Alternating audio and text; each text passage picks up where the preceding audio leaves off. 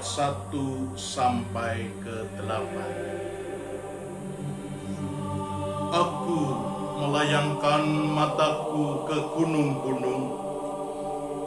Dari manakah akan datang pertolonganku? Pertolonganku ialah dari Tuhan yang menjadikan langit dan bumi. Ia tidak akan membiarkan kakimu goyah, penjagamu tidak akan terlelap. Sesungguhnya tidak terlelap dan tidak tertidur penjaga Israel. Tuhanlah penjagamu, Tuhanlah naunganmu di sebelah tangan kananmu. Matahari tidak akan menyakiti engkau pada waktu siang, atau bulan pada waktu malam.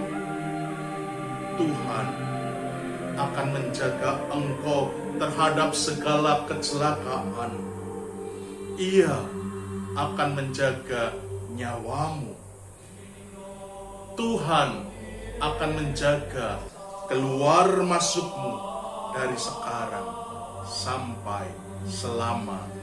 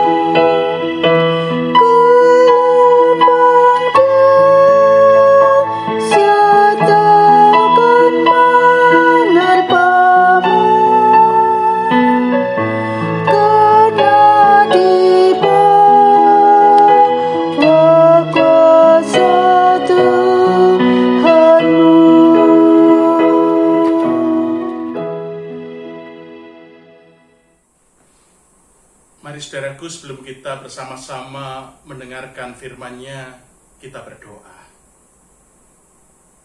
Ya Tuhan, Tuhan kami, pada kesempatan malam hari ini, sebentar kami akan merenungkan firman-Mu.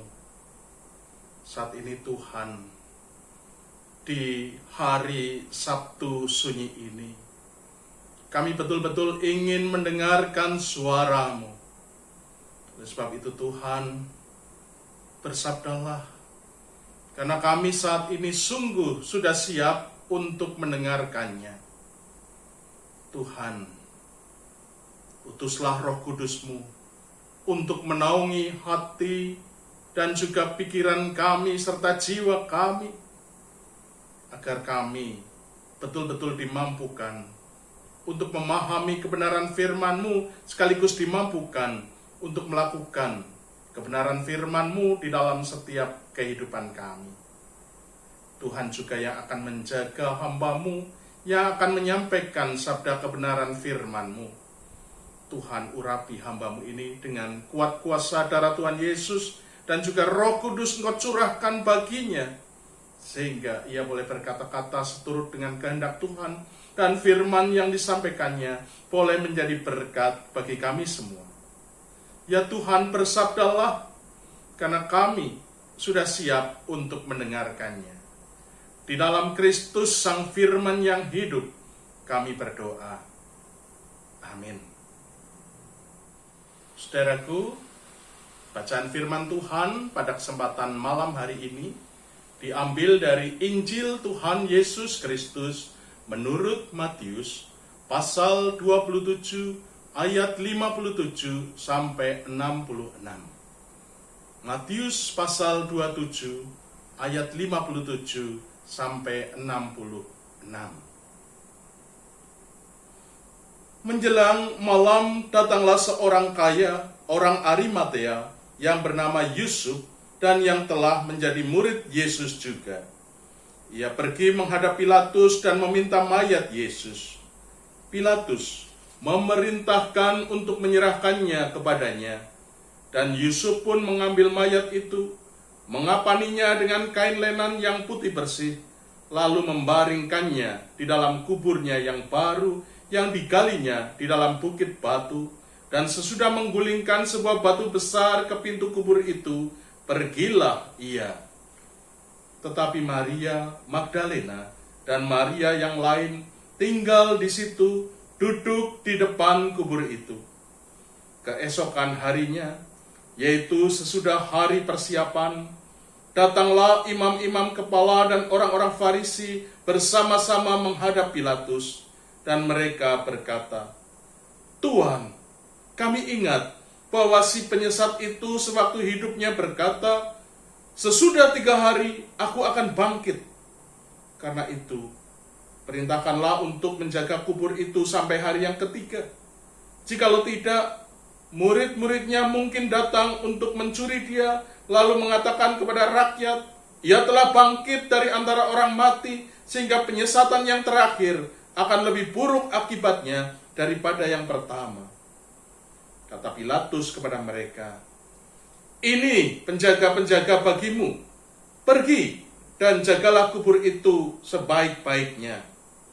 Maka pergilah mereka, dan dengan bantuan penjaga-penjaga itu, mereka memeterai kubur itu dan menjaganya. Sampai di sini pembacaan firman Tuhan. Yang berbahagia adalah kita semua yang memelihara firman Allah. Saudaraku, belum genap setahun saya begitu berduka cita atas kepergian papa saya yang begitu tiba-tiba. Ganasnya virus gelombang kedua, yaitu varian Delta, telah merenggut nyawa papa saya. Kepedihan dan duka yang mendalam semakin saya rasakan ketika saya tidak bisa melihat, apalagi menyentuh secara langsung untuk yang terakhir kalinya jenazah papa saya.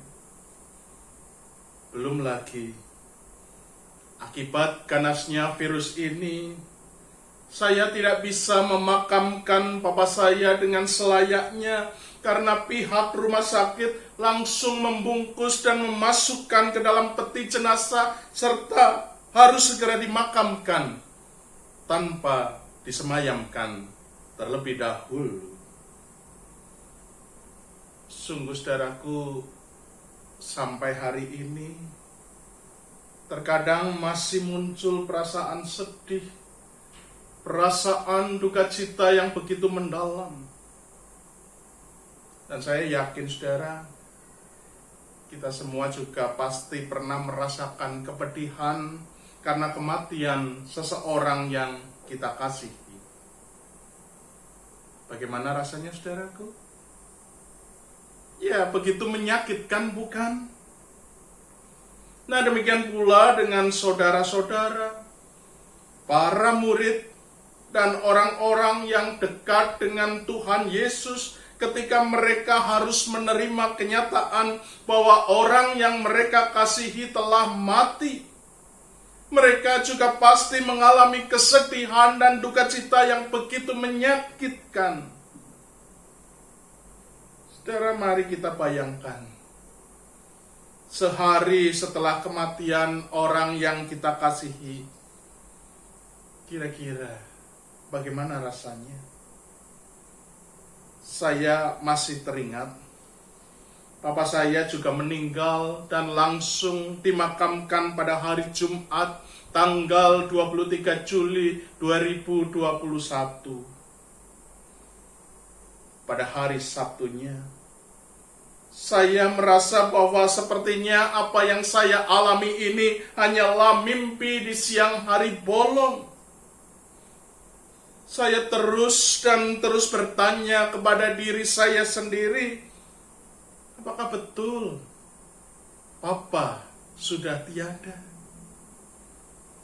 Ya, masih terngiang jelas di ingatan saya. Bagaimana sebelumnya Papa masih bisa video call dengan saya. Ya, biasa, orang tua. Paling-paling keluhannya, ya pusing, pegal-pegal, batuk, dan juga pilek. Namun rupanya, keluhan yang sepertinya biasa dan sederhana ternyata saat itu menghantarkan papa saya pada kematian. Ya, itulah ganasnya virus corona, varian Delta, ketika tanpa ampun memapar para lansia yang belum divaksin, komorbid lagi. Maka saya membayangkan keadaan orang-orang dekat Tuhan Yesus pada saat itu, di mana tubuh Tuhan Yesus yang sudah mati tersebut telah diturunkan dari salib, diterima ke tangan ibu dan teman-temannya. Mereka telah membungkus tubuh Tuhan Yesus dengan cinta mereka dan membaringkannya di kuburan. Pintu makam pun telah diganti dengan batu besar. Sehari setelah pemakaman, ketika orang-orang sudah pergi, maka mereka pun masuk pada sebuah kesunyian. Saudaraku, jika hari ini kita menghayati Sabtu Sunyi, maka sebetulnya Sabtu Sunyi adalah satu hari setelah kematian. Sehari setelah kematian mereka yang kita cintai, kita mulai menyadari bahwa mimpi buruk di hari sebelumnya bukanlah sebuah mimpi. Sabtu Sunyi adalah masa di mana kita mencubit-cubit diri kita sendiri dan berusaha bangun dari mimpi buruk. Namun rupanya itu bukan mimpi buruk di hari yang lalu, melainkan sebuah realitas yang harus kita terima. Kita tak bisa mengabaikan realitas Sabtu Sunyi lalu meniadakannya dengan begitu saja, karena emosi yang terjadi di Sabtu Sunyi yang memang nyata, itu adanya. Ya, Sabtu Sunyi adalah ruang di antara kematian dan kehidupan. Tragedi, penyaliban, dan kematian baru saja terjadi, tapi kemuliaan kebangkitan belum ada di sini. Kita terjebak di antara ada dan tiada. Apa yang tidak ada lagi dan apa yang akan terjadi masih belum jelas atau diketahui. Rasanya seolah-olah kita tidak tahu kemana kita harus pergi dan tidak ada yang bisa kita lakukan. Namun demikian, saudaraku, jika kita benar-benar mau menghayati Sabtu Sunyi dengan kehidupan keseharian kita, sebenarnya Sabtu Sunyi bukan hanya bicara soal kematian. Sebab Sabtu Sunyi itu dekat sekali dengan kehidupan kita sehari-hari. Sabtu Sunyi datang kepada kita dalam banyak hal. Pergumulan hidup, permasalahan keluarga, persoalan pekerjaan, dan seluruh kehidupan keseharian kita. Saat kita menyadari bahwa kita sedang tertimpa masalah-masalah, maka detik itu terasa bagai Jumat Agung bagi kita. Sakit, ngeri, takut, dan perasaan-perasaan tak karuan lainnya. Lalu, setelah kita menyadari pergumulan itu adalah sebuah realitas yang harus kita terima dan kita jalani, saat itulah kita mulai memasuki Sabtu Sunyi. Harapan kita mulai naik turun. Kadang ada, kadang tidak ada. Jadi saudaraku, Sabtu Sunyi memang benar adalah saat di mana kita berdiri di antara kematian dan kehidupan, di antara keputusasaan dan harapan. Dan perlu kita ingat, jika Jumat Agung, yaitu masa-masa kita mendapatkan pergumulan itu datang dan perginya begitu cepat, tidak demikian dengan Sabtu Sunyi. Sabtu Sunyi dalam artian pergumulan dan penderitaan hidup dapat kita jalani secara singkat maupun lama, bahkan ada yang mencapai berbulan-bulan, bahkan bertahun-tahun. Tergantung bagaimana kita meresponnya. Nah, melalui bacaan kita hari ini, Matius pasal 27 ayat 57 sampai 66, kita dapat melihat ada dua respon orang dalam menyikapi Sabtu Sunyi. Yang pertama, Yusuf dari Arimatea. Yusuf dari Arimatea mengambil tubuh Tuhan Yesus, mengapaninya dengan kain lenan putih bersih, meletakkannya di dalam kubur, menggulingkan batu besar ke pintu kubur, dan pergi. Ya, dia pergi. Saudara, apa maknanya atas kehidupan kita? Beberapa orang bersikap seperti Yusuf dari Arimatea pada hari Sabtu Sunyi kehidupannya. Mereka akan menutup kubur dan pergi seolah-olah tidak ada apa-apa di sana. Ya sudah, tidak ada kemungkinan untuk sesuatu yang baru. Tidak ada harapan sesuatu yang baru yang akan terjadi. Ya sudah, mau bagaimana lagi? Lalu yang kedua, Maria Magdalena dan Maria yang lainnya. Di saat Yusuf dari Arimatea tidak lagi berharap apapun selain mengerjakan yang harus dia kerjakan, kedua wanita itu, Maria Magdalena dan Maria lainnya, duduk di depan kubur itu. Penulis Injil Matius tidak menceritakan apa yang dilakukan oleh dua Maria itu kecuali hanya duduk saja. Tetapi apa yang dilakukan oleh duo Maria itu justru mengajarkan kepada kita satu hal yang sangat-sangat penting. Mungkin itulah sesungguhnya yang harus kita lakukan dalam Sabtu Sunyi kehidupan ini. Duduk, diam, merenung, mengingat, dan juga berharap. Mungkin saja justru itulah yang disebut sebagai kesetiaan pada Sabtu Sunyi. Kita tidak mencoba menghindari kenyataan pahit itu, tidak juga mencoba untuk melupakannya, tetapi kita hadir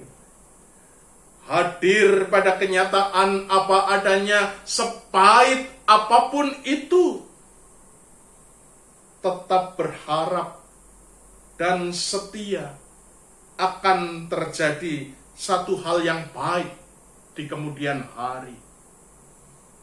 Dan inilah semestinya respon yang kita miliki ketika kita diperhadapkan pada Sabtu Sunyi kehidupan. Sekalipun kita berada di antara ada dan tiada, tetaplah setia dan terus berpengharapan bahwa di depan sana ada sesuatu yang baik, bahkan terbaik bagi kita. Bukankah sejarah juga telah membuktikan bagaimana setelah kematian Tuhan Yesus pada Jumat Agung, kemudian di Sabtu Sunyi ada keadaan keputusasaan sekaligus pengharapan, kita kemudian menemukan kehidupan di Minggu Paskah, yaitu dengan bangkitnya Tuhan Yesus dari kematian. Sebab itulah, mari ketika mungkin saat ini kita berada dalam Sabtu Sunyi kehidupan, jangan pernah kita melarikan diri. Jangan pernah kita mencoba untuk lari dari kenyataan. Tapi mari kita duduk, kita berdiam, kita merenung, sekaligus kita berpengharapan bahwa setelah Sabtu Sunyi ini ada kehidupan yang indah di sana. Ada sesuatu yang baik, bahkan terbaik di sana. Tetap berharap kepada Tuhan. Kiranya Tuhan Yesus Kristus senantiasa menguatkan kita ketika suatu saat kita berada dalam suasana Sabtu Sunyi kehidupan. Tuhan memberkati kita semua. Amin. Saat teduh bagi kita.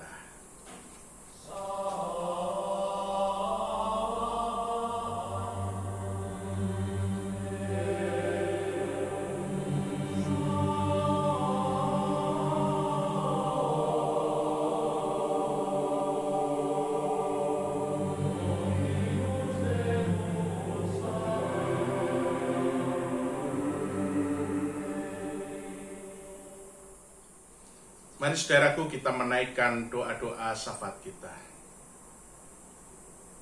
Kami bersyukur ya Tuhan untuk firman-Mu yang boleh kami dengar saat kami merayakan Sabtu Sunyi malam hari ini. Kami bersyukur Tuhan, firman-Mu begitu indah menyapa kami, memberikan kami kekuatan dan penghiburan. Tuhan, terima kasih, karena pada saat ini mungkin ada di antara kami yang sedang memasuki Sabtu Sunyi kehidupan, di mana pergumulan-pergumulan telah terjadi di dalam kehidupan kami, dan saat ini kami tidak tahu apa yang harus kami lakukan. Melalui firman-Mu kami diingatkan bahwa kami sebagai orang-orang beriman mestinya boleh meneladani sikap dari duo Maria, yaitu ketika menghadapi Sabtu Sunyi kehidupan, kami boleh menenangkan hati kami, duduk, berdiam diri, merenungkan apa yang telah terjadi, introspeksi diri sambil tetap setia, berharap kepada pertolongan Tuhan. Karena sejarah mencatat, ketika kami sudah berserah kepadamu, ketika kami sudah angkat tangan kepadamu, Engkau akan segera turun tangan, menguatkan kami, dan bersama-sama dengan kami keluar dari pergumulan-pergumulan hidup ini, Tuhan. Terima kasih ya Tuhan. Sungguh firman-Mu menyegarkan kami. Sebab itu ya Tuhan, pada saat ini kami mau menaikkan syafaat kami. Kami mau berdoa bagi kami ataupun saudara-saudara kami yang mungkin saat ini sedang menghadapi pergumulan-pergumulan hidup, sedang memasuki Sabtu Suci kehidupan. Entah itu masalah keluarga, masalah ekonomi, masalah pekerjaan, apapun masalah mereka, Tuhan, beri ketenangan kepada mereka di dalam menghadapi semuanya itu. Tuhan juga tunjukkan jalan bagi mereka, sehingga mereka pada akhirnya boleh keluar dari pergumulan-pergumulan hidupnya. Tuhan, saat ini kami pun berdoa bagi orang-orang yang sakit, orang-orang yang mungkin saat ini juga terpapar virus COVID. Kiranya Tuhan pulihkan, Tuhan sembuhkan, dan Tuhan akan berikan kekuatan baru bagi mereka. Kami percaya Tuhan memberkati setiap kami, memberikan kami semua kekuatan, kesehatan, panjang umur, berkat melimpah atas kami. Juga untuk gereja-Mu, GKI Pemalang, kiranya Tuhan juga terus memimpin perjalanan kehidupan gereja-Mu GKI Pemalang ini Tuhan, agar melalui berkat-berkat yang tercurah atas gereja-Mu GKI Pemalang ini juga boleh terus menjadi berkat bagi banyak orang. Biarlah gereja-Mu ini Tuhan boleh terus memancarkan sinar kasih Tuhan kepada siapapun. Terima kasih Tuhan untuk persekutuan yang indah pada malam hari ini. Kiranya Tuhan yang akan senantiasa menyertai dan memberkati kami. Ya Tuhan, inilah seru doa kami, yang kami naikkan hanya di dalam nama Tuhan kami, Yesus Kristus. Amin.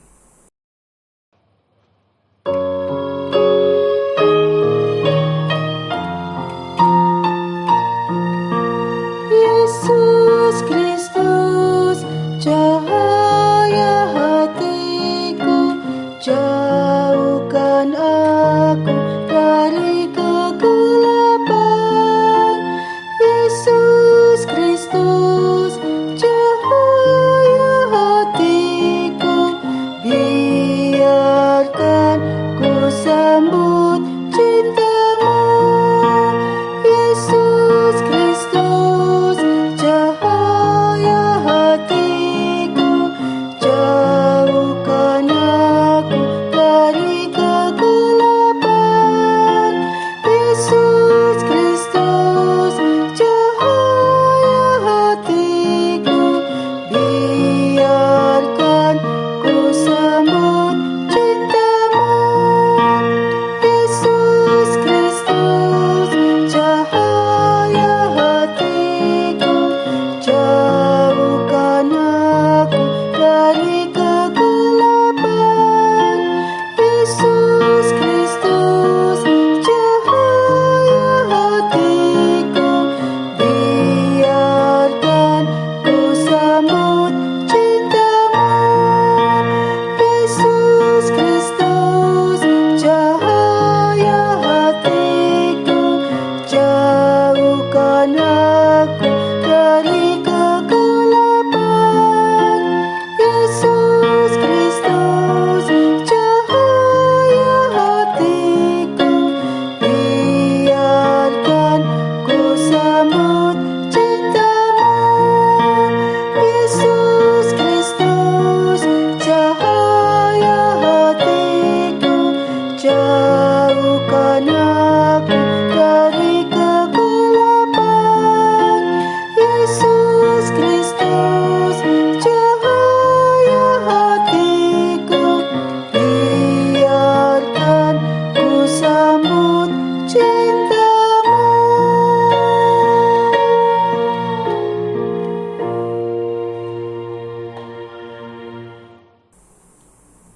Rempuhlah ruang di antara kematian dan kehidupan ini. Tenanglah dan kuatkanlah hati saudara dalam kepedihan, dalam keputusasaan. Kasih-Nya mengiringi jalan Sabtu sunyi saudara. Untuk itu, terimalah berkat Tuhan.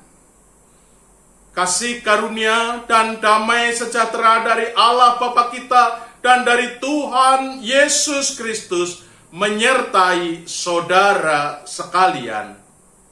Amin.